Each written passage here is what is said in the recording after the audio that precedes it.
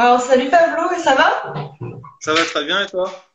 Bah ça va. Donc pour ceux qui nous rejoignent, on se retrouve avec Pablo, donc Pablo Drawing, avec la fameuse carte de France. Donc alors Pablo, est-ce que tu peux un peu te présenter ton style de dessin?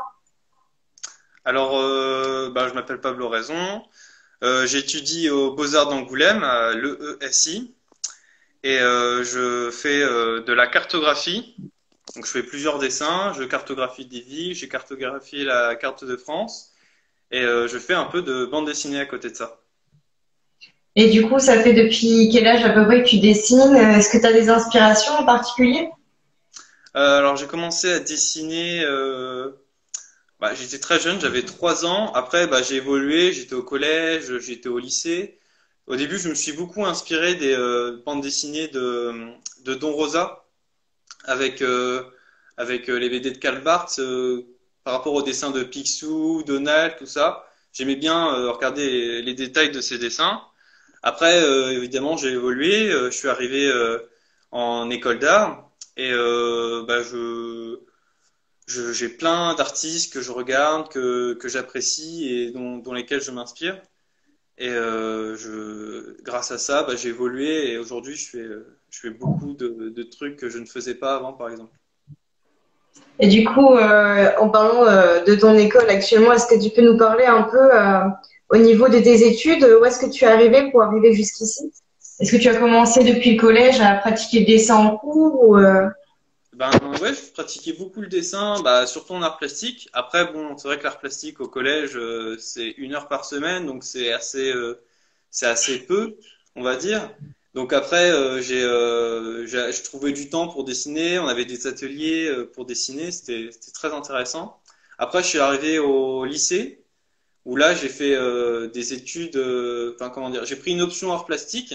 Donc là, j'avais Mhm. encore du temps pour dessiner, pour faire de l'art, de la peinture, etc.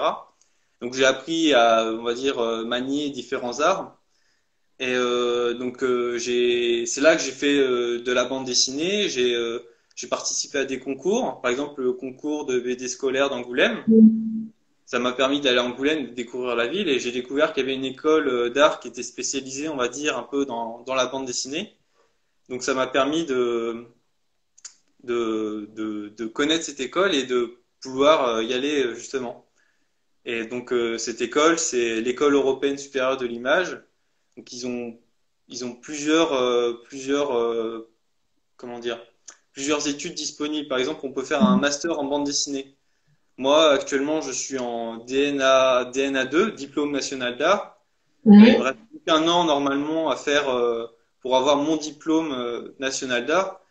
Et après ça, je vais essayer de faire un master en bande dessinée. Ah Et oui, donc, d'accord. dans cette école, en gros, on fait pas que de la bande dessinée. On étudie aussi l'histoire de l'art, l'histoire de la bande dessinée en question. On fait de la photographie, de la sculpture, on fait de l'édition, parce qu'on apprend aussi à faire des petits livrets pour présenter nos bandes dessinées. On fait du dessin, du croquis, du nu, etc. Et on fait de la vidéo, de la photographie. Donc c'est très intéressant. Moi, je me plie beaucoup là-bas et je découvre plein de médiums très très cool. Ouais, c'est très divers. Et donc, du coup, tu en es venu à faire cette fameuse carte de France qui t'a valu beaucoup de notoriété sur les réseaux, à la télé, puis aussi dans les journaux. Est-ce que tu as une idée de comment t'expliques que ça a pris autant de phénomènes, cette carte? Au début, je cherchais justement et en fait sur la carte j'avais fait quelques villes, j'avais commencé par la Bretagne et c'est Mhm. peut-être l'engouement des gens de voir apparaître éventuellement leur ville Ah euh, oui. sur cette carte. Et moi, j'ai eu la spécificité avec cette carte, c'est pas de représenter que comment dire, pas que les petites villes, enfin, pas que les grandes villes en question, par exemple Nantes, Paris, etc. J'ai aussi représenté des villes moins connues. Et Mhm. ça m'a permis de toucher, on va dire, des gens qui étaient touchés justement par cette carte qui présentait leur petite ville, on va dire, sur une carte qui était vue par énormément de monde. Et ça a eu des conséquences, pardon, un peu sur ton travail. Ça m'a permis déjà de devenir auteur-artiste. C'est-à-dire que comme j'ai commencé à vendre mes cartes en question, qui sont toujours Mhm. disponibles à la vente. Ça m'a permis comment dire, ça m'a permis de me professionnaliser dans la pratique. Et donc j'ai commencé à réaliser d'autres cartes. Comme récemment, j'ai réalisé la carte de la ville de Paris.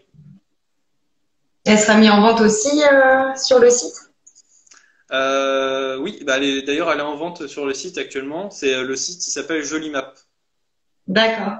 Et en tout, faire ce genre de carte, ça demande à peu près combien d'heures, de jours de travail? Alors, je sais que la carte de France, j'ai mis à peu près une semaine à la faire. Mhm. C'est-à-dire une semaine.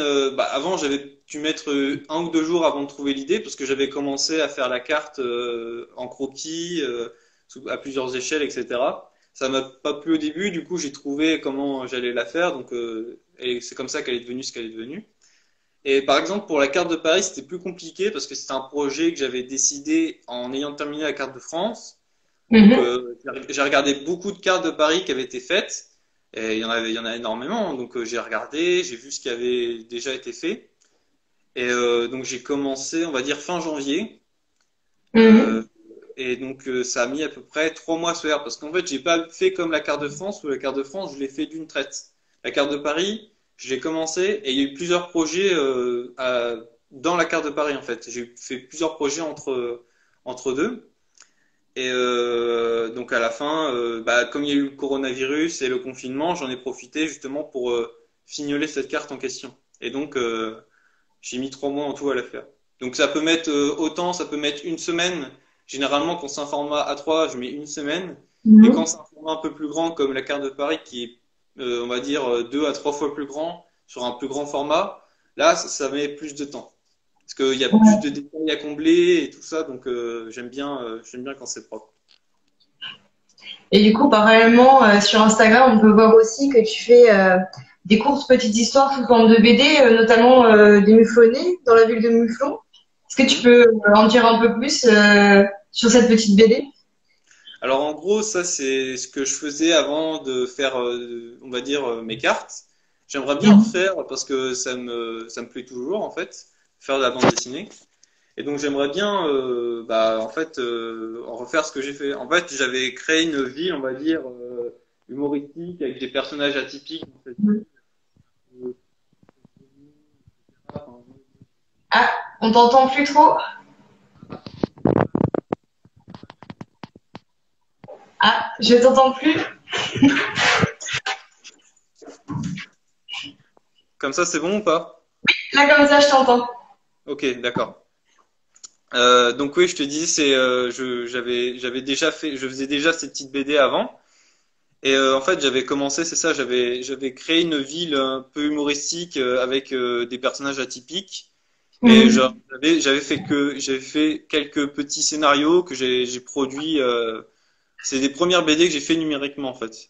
Je les ai pas fait sur papier, je les ai commencé directement sur l'ordinateur. Et c'est là que j'ai commencé à mettre de la couleur dans mes dessins. D'accord. Et d'ailleurs, pour ces personnages, on retrouve donc Gégé la friture et son meilleur pote Jackie. Est-ce que tu t'inspires de personnes que tu connais ou de certains stéréotypes un peu, ces personnages? Bah c'est ça, c'est en fait quand j'avais fait ces dessins, je m'inspirais beaucoup des de personnages que je voyais dans la rue, que je croisais par exemple. Donc Mhm. souvent ça m'arrivait de voir et de faire des petits croquis, de dessiner ces personnages. Et c'est en m'inspirant de ces personnages que j'ai créé ces petites histoires.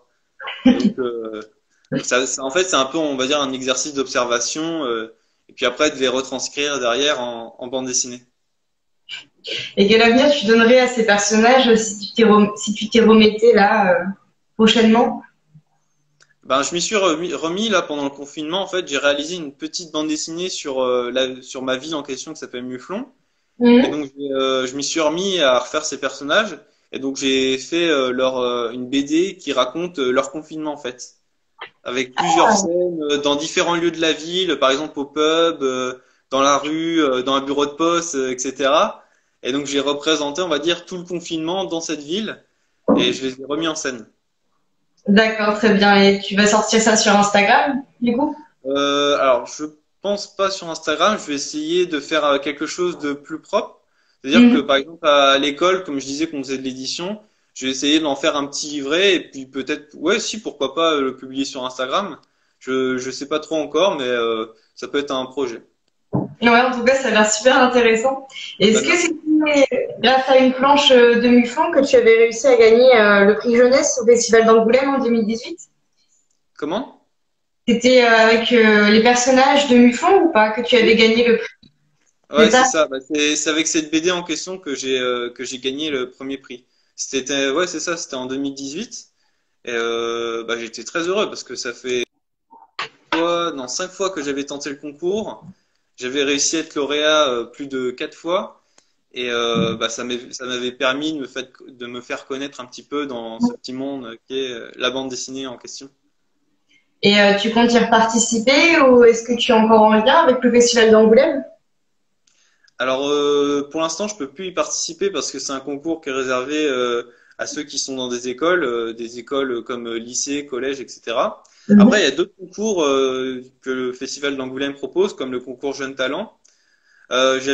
J'aurais pu y participer en novembre dernier, mais après, comme j'étais un peu concentré sur ma carte, parce que c'était un peu dans la même période, c'est vrai que je m'étais beaucoup concentré sur ma carte en question, donc j'avais pas forcément eu l'occasion de faire ce concours. Après, il va ressortir, on va dire, je crois que c'est bah, très bientôt. Je sais pas encore si je vais le tenter, peut-être, peut-être Mhm. pas. Tout dépend de, on va dire, de ce que j'aurai à faire pendant les vacances. Très bien. Et est-ce que tu aurais des dessins à nous montrer sur toi Ouais, que tu pourrais bien notamment sûr. montrer à ceux qui nous regardent?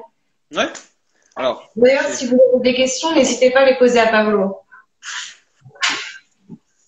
alors par exemple, ça c'est une carte que j'ai fait d'Angoulême, Mhm. que j'ai réalisée, on va dire c'est la première carte que j'ai fait avant la carte de France.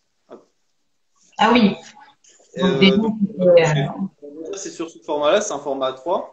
mhm. Après, il y a d'autres dessins que j'ai réalisés. Hum,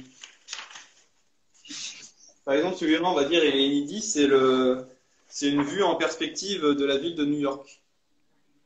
Ah Donc, oui. j'ai fait les voitures, j'ai fait, on va dire, le ballon qui vole dans le ciel, les immeubles, tout ça. Donc, ça se passe un peu dans les années 70, 80, avec toutes ces voitures, ces embouteillages, tout ça. Je m'intéresse beaucoup à la perspective. Mhm. Et alors, il y a peut-être d'autres dessins aussi que je peux montrer. Mhm. Celui-là qui est un peu plus petit, il est sorti il y a pas longtemps. C'est un dessin de la ville de Paris au Moyen Âge. Ah C'est-à-dire oui. que là, j'ai représenté, on va dire, le Louvre qui est juste là, avec le palais, enfin, d'abord le palais des Tuileries qui est juste là, ensuite le Louvre. Après, on voit un petit peu au loin, il y a la cathédrale de Notre-Dame qui est juste là. On voit Ouais. la Bastille, la place des Vosges et bah, tout le reste de la ville de Paris. Et c'est au XVIIe siècle. Donc tu as l'air beaucoup très passionné par l'histoire car tu lis beaucoup ça à tes dessins finalement. C'est ça. Enfin, moi, je m'intéresse beaucoup à l'histoire et ça me permet on va dire, d'approfondir ma connaissance sur l'histoire en question. Et justement, c'est moi quand je crée des cartes, je regarde d'abord les cartes qui ont été faites on va dire, une ville en question. Et je Mhm. regarde toutes les cartes au Moyen Âge qui ont été produites et parfois je m'en inspire. Et donc ça me permet on va dire, de me donner des références, de m'inspirer de grands cartographes de la Renaissance et parfois même des temps modernes. Ah, c'est vrai que ça doit prendre beaucoup de temps rien que pour s'instruire historiquement pour pouvoir faire les dessins. Ouais, bah oui, oui, c'est ça.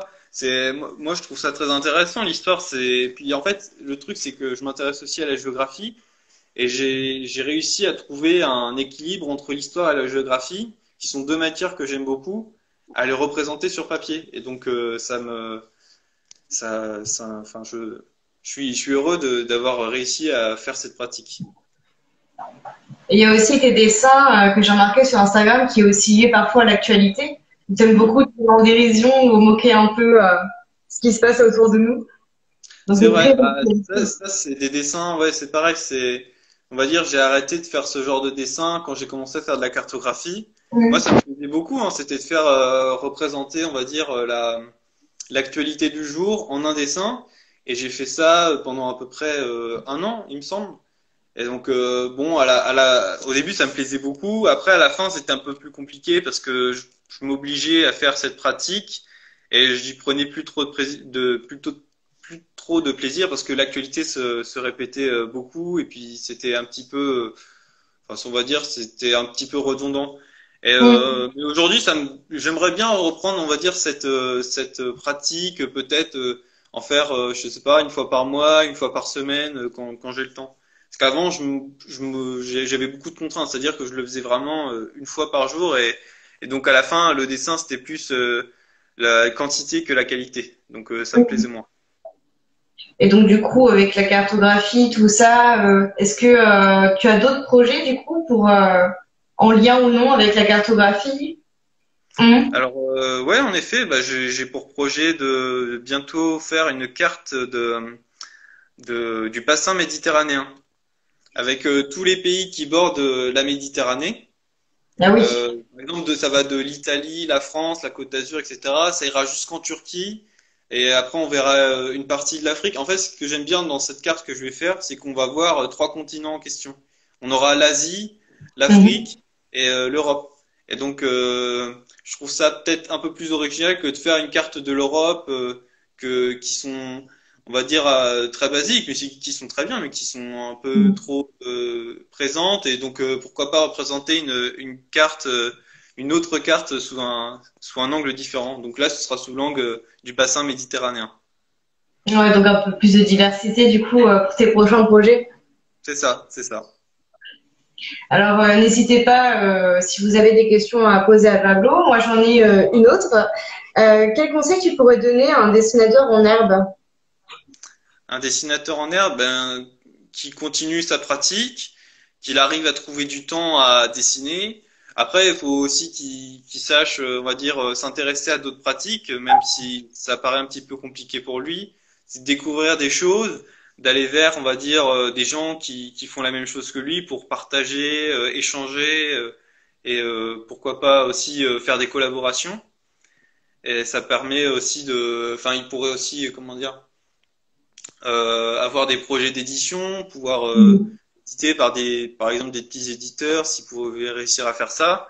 Il continue à dessiner si ça lui plaît. Après, si ça lui plaît pas, bah, il peut réduire, on va dire, l'activité et puis se concentrer sur d'autres choses.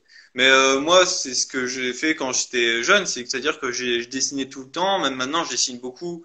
Bon, ben, c'était un peu plus compliqué pendant le confinement parce que psychologiquement, c'est pas pareil. Enfin, on voit moins de choses, donc moi j'étais beaucoup sur mon ordinateur à chercher des cartes par exemple, et bah, maintenant je suis content qu'on soit déconfiné pour sortir un petit peu, voir les villes, découvrir des nouveaux trucs, des nouveaux bâtiments, des nouvelles architectures. Et Mhm. c'est ce dessinateur en herbe, ouais, ben moi je lui donne plein de courage et je lui dis bon courage pour la suite et puis qu'il réalise ses rêves quoi. Est-ce que tu pourrais là nous faire un petit dessin en quelques secondes? Si Un tu petit as, bien dessin sûr, eh de ben, il quoi faire. faudrait que j'ai peut-être de quoi écrire. Je Et pense puis que, moi après j'ai des feuilles blanches. Donc ouais, je pense que ouais, ce serait possible que je fasse un petit dessin. ouais, c'est truc sympa comme ça, juste pour montrer Bah, carrément. un peu. Qu'est-ce que tu dirais toi par exemple donne-moi un exemple de ce que tu voudrais que je te dessine. Bah, tu peux me dessiner si tu veux. Attends, je vais essayer. Allez, vas-y. Attends, juste excuse-moi, je cherche juste un crayon. Vas-y. Et pour ceux qui nous rejoignent, donc du coup, on est toujours avec Pablo, donc Pablo Drawing. Donc, encore une fois, n'hésitez pas si vous avez des questions, si vous voulez réagir. Donc là, il va nous faire un petit dessin en quelques Alors, secondes. du coup, je vais te dessiner en train de Vas-y. m'interviewer. Hop. Je fais un petit truc rapide hein, parce que on va dire sur le coup, normalement, je me pose un peu mieux. Bah ouais, tu donnes un peu plus de temps. Je te mets au défi, là, en fait, Pablo. Je vois ça.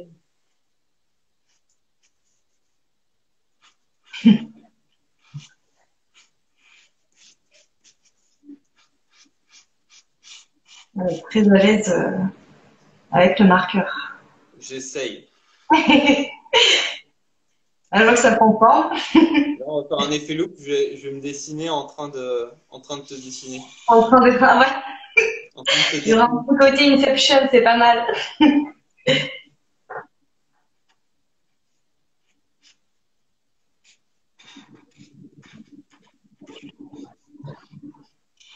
Alors.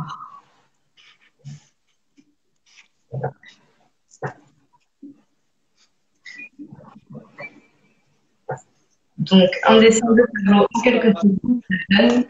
Vas-y, montre-nous. Ouais, alors, je vais te montrer. Je sais pas si tu arrives à voir, comme ça. Oui. Ah, c'est excellent. Ah non, c'est drôle, c'est trop bien. Ah, et puis en plus, en quelques secondes, c'est. Bah, j'essaie d'être rapide en fait. Ouais. Après, quand quelque chose me plaît, quand un dessin me plaît à faire, souvent c'est soit je vais me dépêcher de le faire pour le finir, soit je vais mettre un petit peu plus de temps. Par exemple, ça arrive que j'ai des dessins que je commence et que après, bah, je m'arrête, enfin, parce que je peux pas et parce que ça me plaît pas vraiment. Souvent, c'est ça, Mm. c'est en faisant le truc que bah, on découvre que bah, ça me plaît pas. Et puis moi, c'est ce que je me dis, c'est en faisant des erreurs, des ratures, on apprend, c'est ça. Enfin, moi, ça me permet d'apprendre. C'est comme ça que j'ai appris, c'est en faisant des erreurs. Par exemple, ma carte de France que j'ai fait l'année dernière. Moi, je trouve des petits détails parfois qui me gênent un petit peu, et puis je me dis que un jour, parce que là j'ai que 19 ans pour l'instant, hein, un jour Mais je vais pourquoi? en faire une avec encore plus de détails. De toute façon, je l'avais promis aux gens, et s'il y a des gens qui étaient un peu frustrés de pas voir leur ville apparaître, un jour je vais peut-être faire une carte où il y aura toutes les villes de France, les 30 000 villes de France sur une seule feuille, un seul dessin. Ça pourrait être marrant, enfin, je sais pas, à voir. C'est ça. C'est ça. Bah écoute, Pablo, je pense qu'on a fait un peu le tour. Sauf si tu veux ajouter quelque chose ou te faire un peu de promo si tu veux. Ben, écoutez, ben, c'est toujours le bienvenu. Enfin, moi, je vends mes cartes sur le site Jolimap, tout attaché. Donc, elles sont disponibles à la vente, elles sont livrées, tout ça. Et puis, ben, moi, je suis sur mon compte Instagram, sur Twitter. Vous pouvez facilement trouver mon profil en tapant mon nom, Pablo Raison. Et souvent, bah, beaucoup de personnes m'envoient des messages pour me demander des choses, pour me demander des conseils, etc. Je peux pas répondre à tout en même temps, mais des fois, je prends le temps de répondre et je me ferai un plaisir de vous aider si jamais vous commencez dans le dessin, etc. Voilà, tout simplement. Voilà, donc n'ayez pas peur si Pablo ne vous répond pas dans la foulée. Il y a beaucoup de monde. Eh ben Avec écoute, plaisir. merci beaucoup Pablo d'avoir pris ton temps pour sauter ta tête. Hmm. Et Ça puis me du fait coup, plaisir. ouais, moi aussi, ça me fait plaisir aussi. Et je te souhaite une bonne continuation. Bah, merci beaucoup. Puis à la prochaine, hein. À la prochaine.